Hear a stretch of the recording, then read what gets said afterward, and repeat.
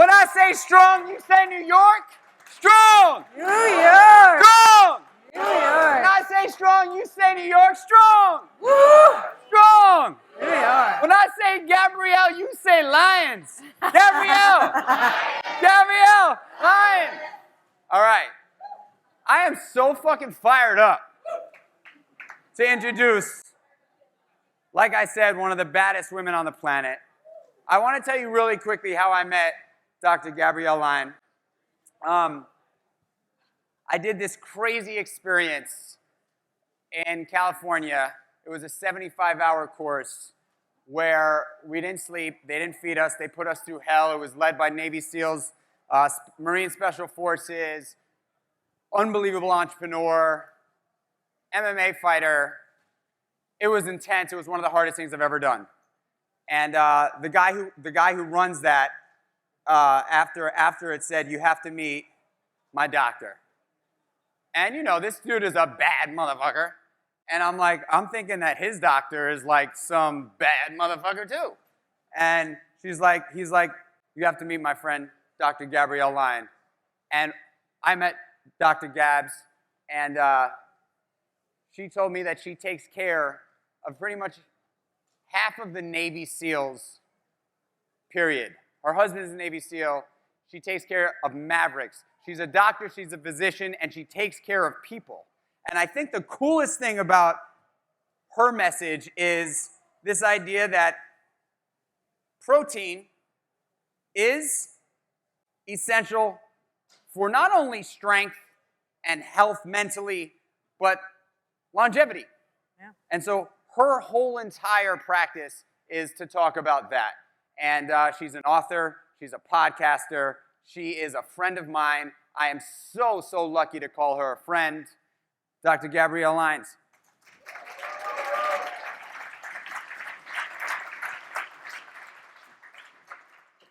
That was probably the best intro I have ever had. How many of you in here, this is not a trick question, think that we have an obesity epidemic? Everybody, right? What if I told you that everything we know and think about obesity is wrong? What if I told you we do not have an obesity epidemic? What we have is a midlife muscle crisis. We don't have a problem with fat and obesity. We have a problem with strength. How many in here are trainers, coaches? Like 50-50. You know how there's always that one client, that one patient that changes everything? Do you guys know who that is? For you. Every single one of you, you have that. I know you do. I'm going to tell you a story about mine. So, in my clinical practice, I've been a doctor for a very long time. Since 2006, I have seen thousands of patients. There's one that changed it all for me. I did my fellowship in geriatrics and nutritional sciences, and the truth is, I didn't want to do it. The truth is, I didn't want to deal with end of life. I didn't want to deal with aging. Everyone here is young and fit. I don't care what your age is, but you're capable. But the deal was, in order for me to train in nutritional sciences in my fellowship, I had to cut a deal. And that was, I was going to be a geriatrician. Don, I don't know if you know this. I did not. One of my best friends, sitting right up here, Don and Mel. I did not want to do it.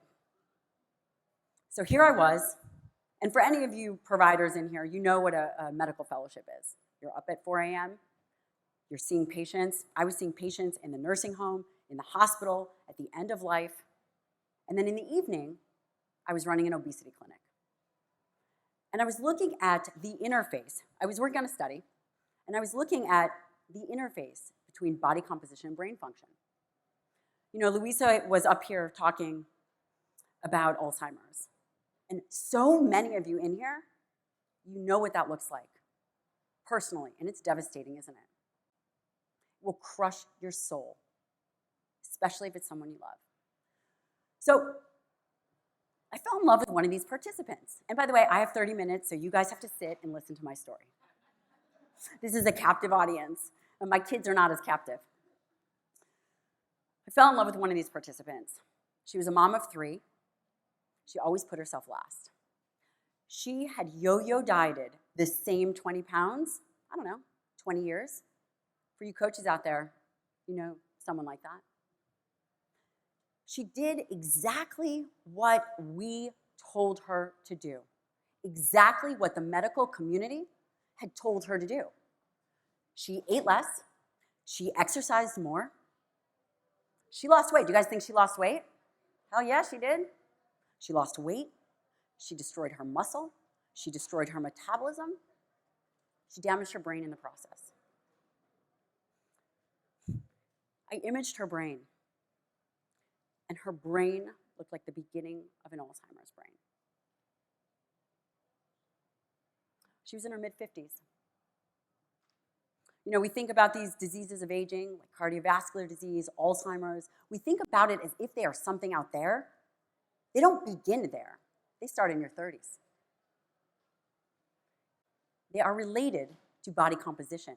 They are directly related to the health and well-being of your skeletal muscle. We do not have an obesity epidemic. We have a muscle crisis. When I imaged her brain, I gotta tell you something. I felt like I failed her. I failed her. And I promised myself I would never fail anybody again. So when I talked to my colleagues and I said, hey, so this is our treatment? This is our treatment. You can imagine what that feels like. Can you imagine knowing something you have no business telling a participant? Knowing that their brain, that there was going to become a time where she couldn't remember her kids' names. But you know what? She did exactly what we told her. Never again. You know, I'm the one up here talking, but the reality is this is a mission and a message that is about all of us. I can't do this alone. For every trainer in this room, for anyone who cares about fitness, you're in this with me. And if you're fit and capable, and you say, I take personal responsibility for my physicality, okay, good for you. You need to turn to the person next to you, and you need to get them on board. Because we are in this together. This is not a solo sport. Life is not a solo sport. So when I looked into the research, and I thought about this, if you know me personally, I am a deep thinker, and I care very much for people. I was gonna fix it. So I looked at all the literature, and I said, okay, what's happening? Why is this our best recommendation? You know what I found? What do you think I found in the literature? I thought about what was the thing that all my patients had in common. The ones at the end of life, the ones that had fallen and broken a hip and never walked again, the ones that couldn't remember. From the patients at the weight loss clinic, the one thing that they had in common was not that they were over fat. It was that they were under-muscled. Now here's what I love in life. Again, you're my captive audience for the next 23 minutes and 23 seconds. What I love in life the most is helping people fight for what matters to them. As a physician, that is my privilege. To help make them stronger, to help make them better, to help protect them, be able to live a long, healthy life. This is what I love most. And I'm gonna ask you this. I am gonna ask you to help fight for what matters to me. What matters to me is muscle-centric medicine. What matters to me is muscle as the foundation of health and wellness. And you guys are probably thinking, why are you up here talking about muscle? We know this. No, we don't. I asked everyone in this room if you thought we had an obesity epidemic. Everybody said yes, minus the 2 in the front. This is about changing the language and the narrative that we are talking about. We have tried to fix the obesity epidemic for the last 50 years. Let me ask you something. You are all smart people. If you ask the right question, you get the right answer. Humans are funny. Humans believe that repetition equals truth. Truth equals truth. We have heard we have an obesity epidemic. We need to fight the pathology of fat. Did anyone stop for a second and say, you know what? We have done a terrible fucking job at this. Is it possible that we are fighting and focusing on the wrong thing? Yeah. 70% of individuals are overweight or obese. The medical system is broken and it has failed us. 70%, let that land. 70%. That is outrageous. And I'm going to tell you what, it's not getting any better. Let's talk about muscle. Let's talk about muscle as the organ of longevity. Muscle is so much more than looking good in a bikini or mankini, whatever it is that you want to wear. It is so much more than that. It is the closest thing to the fountain of youth, I hear your phone, than anything else. It is the closest thing. What does muscle do? Muscle, as Louisa was talking about, is an organ system. You think about it, we have cardiologists, we have endocrinologists, we have obesity medicine specialists. Who serves skeletal muscle as an organ system? Everyone in this room. Every trainer, every coach, this is on you and me. Okay? What does skeletal muscle do? Skeletal muscle is like the disposal unit. We think that obesity starts out here. Obesity is a disease of skeletal muscle. Obesity is a disease of skeletal muscle. When you think about food, when you think about carbohydrates, where's your metabolic sink? Tell me. I'm leaving. It's muscle. Your metabolic sink. Where does glucose disposal go? Carbohydrates that you eat. I saw you guys eating pizza in the back over here. Where do you think that goes? Skeletal muscle. The more healthy skeletal muscle mass you have, the better your metabolic flexibility. Skeletal muscle. Think about skeletal muscle as a suitcase. Let's say you're like me and you're traveling for 4 days, but you pack for 30. There's only so much you can stuff into that suitcase, right? Spills over, gets a mess, your kids are yelling, they're wearing their underwear on their head, I don't know. The same thing happens to skeletal muscle. When you overpack skeletal muscle and you do not exercise, that skeletal muscle ends up looking like a marbled steak. You think ribeye is the only steak that gets fat in it? No. This is where disease processes that we think begin out here, like Alzheimer's, like diabetes, like cardiovascular disease, it's not in this nebulous. In fact, it begins in skeletal muscle. And what's so amazing is that's actually the only tissue you can do anything about. Unless someone here is majorly impressive and can exercise their liver. I mean, I'm not talking about drinking.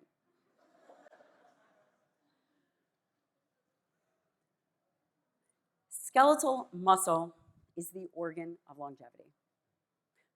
Now, let's talk about resistance training. 50% of Americans exercise. How many in this room exercise? Everybody. What are you guys doing with the other 50%? My friends, this is a call to action. We can't win this alone. 50% of Americans exercise. 24% meet the basic recommendations, which are, Don, you like triple these, 150 minutes of moderate to vigorous activity. That's like 30 minutes a day. 2 days a week of resistance training. Nobody is meeting that. We have a cultural problem that requires a solution. And part of that solution, yes, I'm going to talk about resistance training, and yes, I'm going to talk about dietary protein. But what I'm up here really talking about today with you is a new vocabulary, a new way of speaking about what health and wellness means. I never want to hear the word obesity epidemic come out of anyone's mouth. This is a midlife muscle crisis. Betsy was obsessively focused on what she had to lose, not what she had to gain. If I had stepped in and I had done what I should have done, which is to resistance train, this is called strong New York. This isn't called marginally strong or intermittently weak New York. It's my next book. I should have stepped in. You got to step in. I don't care if your clients don't want to work hard enough and they're on their phone. It's not just about being self-responsible. It's about being socially responsible. So I didn't do that for Betsy, and I promise you, I will never make that mistake again. Had we told her to do resistance training, increase her dietary protein, which is the next hot topic, you know what we could have done? We could have improved her triglycerides. We could have lowered her blood pressure. We could have improved her insulin and glucose markers, but we didn't. But we can do that now. We can do that now. Did you know that it is more dangerous to lose skeletal muscle than it is to gain fat? Did you know that? That's right, the only honest person in this room. Thank you. No, because it's not talked about, it's not common knowledge. As you age, it is so much more dangerous to lose skeletal muscle than it is to gain fat. If you have parents that you love and you care about, get them off that roller coaster. Talk about dietary protein. Do you guys think it's controversial? Thank you. It is. There is the chaos-making machine of noise. We had some wonderful talks up here about, is it this diet, is it carnivore, is it keto, is it fruitarian? I don't know. But the reality is 100% of people eat. 100% of people eat. We should probably get that right. We should probably nail that one.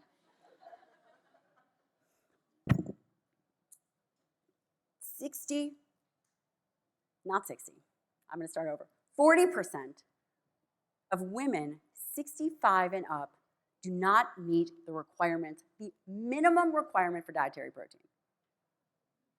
40%? Do you guys understand how staggering this is? 40% of women, your parents, they're not meeting their dietary requirement of protein. How are you gonna maintain your muscle? There's only 2 ways to do it, my friends. Train, be strong, become resilient. It's not that hard. And you can consume dietary protein. Yes, it's true. You cannot build muscle without protein. Let's talk about something else about skeletal muscle that I think is important. Muscle is a currency. It is the only currency that cannot be bought, it cannot be bargained for, and it cannot be sold. Skeletal muscle has to be earned. It's not just about eating protein and resistance training. It's about being here. It's about being anti-fragile. It's about stepping up for your own health, the health of your family members, the health of your clients. This is not a laissez-faire, it's just too bad you didn't get your shit together. If you're not gonna fight for yourself, got some pretty fit people here, you're gonna fight for your teammate, you're gonna fight for your wife, you're gonna fight for people that mean the most to you. Because at the end of the day, we are in this together. Now, we hear a lot of confusion about what to eat. Did you know that we already have a plant-based diet? 70% of our diet is already plant-based. Processed foods, sugars, grains. Did you know that? So you do hear that we should go more plant-based, right? How much more plant-based are we supposed to go? 70% of our diet is plant-based. I'm sorry if that offends you, but it is the truth. This comes from NHANES data. It's not that we need a more plant-based diet. We need better diets. diets that include both animals and plants. These are not mutually exclusive and they are not interchangeable. Do we eat for dietary protein? No, we eat for amino acids. And these amino acids all do individually different things. You have tryptophan for serotonin, phenylalanine for dopamine, leucine for muscle. This is a requirement. This is a standard. Now, as I was thinking about this talk, I was thinking, okay, I can give you 3 takeaways. But I want to give you one big one. And that is, together, we are stronger. We are no longer going to set goals. We are going to set standards. Standards for our strength, standards for our nutrition, standards for our health, and our family. This is a cultural shift.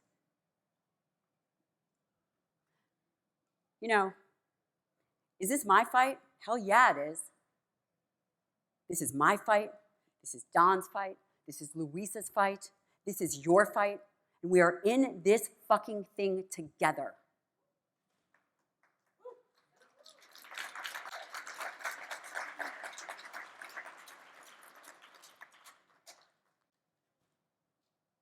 Well, I guess I should end there. I'm Dr. Gabrielle Lyon. I'm so grateful for your time and attention. I do have time to take questions.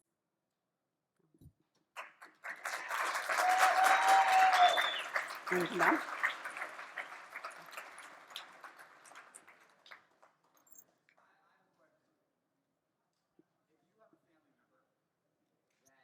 Been trying to motivate for ever. In my case, it's my mother. And she sees the lifestyle that I live. Yeah. I've been begging my mother to do exactly what you just shared with us. What kind of advice can you give me, and hopefully some other people in the room, to potentially finally shake the tree enough to get them to want to fucking get off the couch? Yeah, it's going to hurt. It's going to hurt, and it's going to be really uncomfortable because whether she's scared or she is complacent, she's not going to do it for herself. And a lot of you guys have family members or clients or patients like that. They might not do it for themselves. But here's what I would say. I would say, what is the cost going to be if she chooses not to do it? That window of opportunity. We have a nice young lady. How old are you? I won't ask. Don't say it. Over the age of 50. How old? 71 years old. Who did the push-up contest. This is the standard, people. This is the standard. Your mom is not going to do it for herself, but that window of opportunity does close. And the one thing that I will tell you is, we focus as a culture a lot on positivity, and that we think that that's going to move the needle. Well, if you just do this, you're going to look good naked. If you focus on the end, because the reality is no one's making it out of here alive. This is the cold, hard truth. How do we close that gap? You're going to have a very tight conversation with your mom and say, listen, there's only so many years that you have. And what you do with those years now affects then. Ouch. Any other questions? Yes. Hi. I'm not taking any questions. No, because this actually affects like a population group, the female population group, because I am a female, so I'm going to ask this. Sometimes it's very hard, and I think there's a lot of miscommunication around lifting heavy. A lot of women are fearing, if I lift heavy, I'll get bulky. And can you just shed some light on roughly how hard is it for a woman to actually gain muscle? Thank you so much for that question, Louisa. I swear this wasn't a plant. This is the most common question that I get asked. If I train hard and eat protein, will I look like a man? Will I get bulky? There are 2 things. I should just say yes, but I don't. There are 2 things here. Number 1, like I mentioned before, as humans, we repeat things. When has that woman ever seen another woman get bulky from training? Never. We must understand the paradigm of the way in which we think colors our experience and the things that we will do and what we won't do. She's never going to get bulky. And in fact, I would challenge any of your female patients or clients to show you one. And it is not Instagram scrolling saying, this bodybuilder, this female bodybuilder. The other part to that is I often wonder, is it a distraction? Do they say, I'm going to become bulky because it is very uncomfortable to do something new? If you walk into any gym, aside from this area, Strong, New York, you will see the women on the cardiovascular equipment. It's just true. You will see the men grunting in their little tees by the bench press, especially on Monday. Monday is Universal Bench Press Day. So you're asking a cultural question to do something different. You have to challenge people and hold them to a standard. Anything else?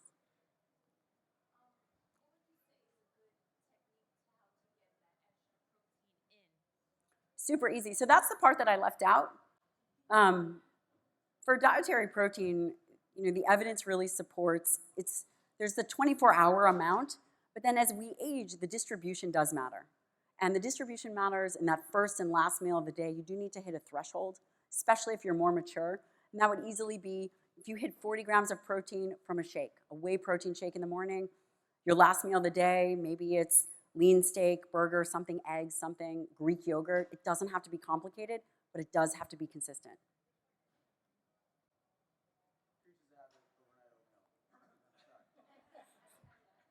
Yes, ma'am. Do we have a mic for her? Yeah, just so everyone can hear. So I listened to you on Mind Pump and the things that I know it's like to have been vegan. Why is there such an anti-protein culture going on? Yeah. Who thinks who controls the money controls the narrative? Yeah, it is the cold, hard, ugly truth. Meat, like commodities, red meat, eggs. We're going to play a game, okay? You ready for a game? I have no prizes, but we're going to play a game. I'm going to say a food group, and you're going to tell me the marketing slogan. Ready? And if you know these answers, don't cheat. I'm going to say beef, and you're going to say, dude, you guys crushed it. I'm going to say pork, and you're going to say, I don't know what there is for eggs. I'm going to say milk. You are on it, brother. Those are called commodities. How many of you know your individual milk farmers, dairy farmers? You do not. Maybe you do. Okay, fine. You're out. Do you know your pork farmers? Okay. Commodities are under the jurisdiction of USDA, which means collectively they pool their resources together to be able to put a slogan like beef, what's for dinner? So all the like meat and cattle farmers, they put it all together to have this little tiny pot. You know how much money is in that?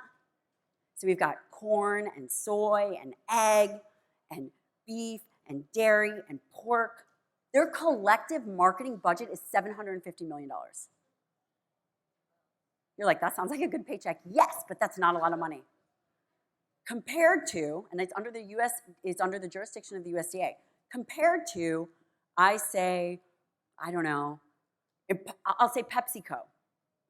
That is one company. How many companies like PepsiCo are there? Like, I don't know. You guys know? A lot. Their marketing budget is almost $2 billion. That is one company. They make processed foods. Processed foods can say, this fake meat is better for the environment and has more protein than this real beef burger. Real beef can't say anything disparaging against any other food. Dairy can't say, this is a better source of calcium than almond juice. But oat juice can say, we're better for the environment, we have more calcium.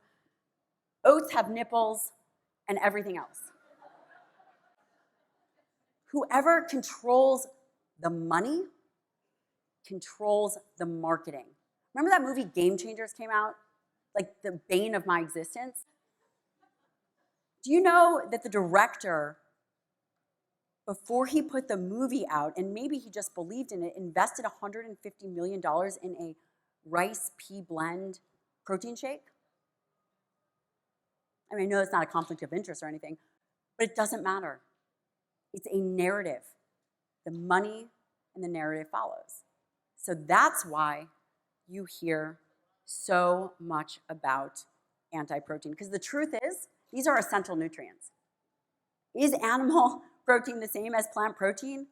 Well, they both have amino acids. We don't just eat for protein. We do need those amino acids, but we eat as a food matrix. Louisa was talking about creatine in the brain. How much creatine do you think is in a pea? None. I don't know if it's a buff pea, but we eat for low biomolecular weight molecules like creatine, like anserine, like bioavailable zinc and B12. These are non-negotiables.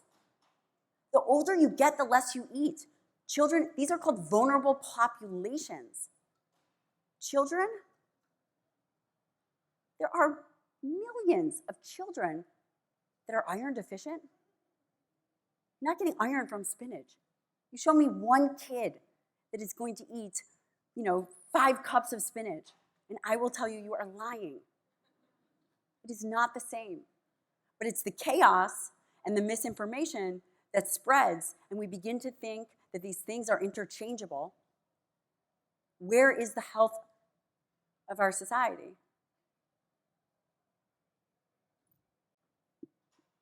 Do we have a mic? I think there's more questions. Or not. You guys have 25 seconds. All right, go. Yes, let's talk about protein restriction. I just told you muscle is going to save your fucking life. There are 2 ways to maintain skeletal muscle. It is resistance exercise and dietary protein. You tell me what that is going to... There are minimum deficiencies set up. Do you know what it means when you are deficient? That means you don't have enough. The protein recommendations, the RDA is the minimum for 18-year-old healthy males.